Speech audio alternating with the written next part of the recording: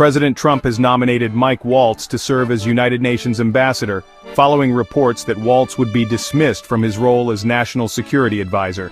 This marks the first significant staff shakeup since President Trump began his second term in January.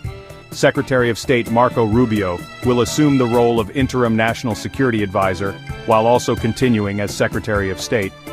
Rubio is also serving as National Archivist and Acting Administrator for the United States Agency for International Development. Waltz's future in the White House became uncertain after he mistakenly added a journalist to a messaging app group chat that discussed sensitive military strikes. Several other National Security Council staff members are also expected to depart. Waltz now faces a potentially challenging Senate confirmation process for the United Nations ambassador position, a role President Trump does not consider a top priority. After the messaging app incident, Trump considered firing Waltz, but ultimately decided against it. However, Waltz's influence within the White House diminished significantly. White House Chief of Staff Susie Wiles has been openly critical of Waltz. At the urging of far-right activist Laura Loomer, President Trump dismissed several National Security Council staffers over concerns about loyalty.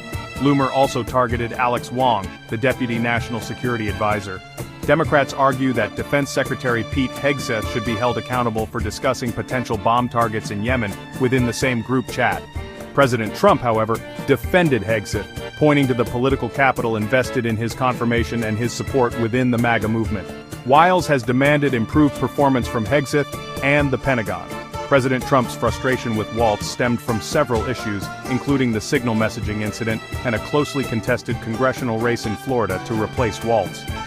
Waltz's removal has caused apprehension among some foreign officials. Credits script adapted from CNN Politics.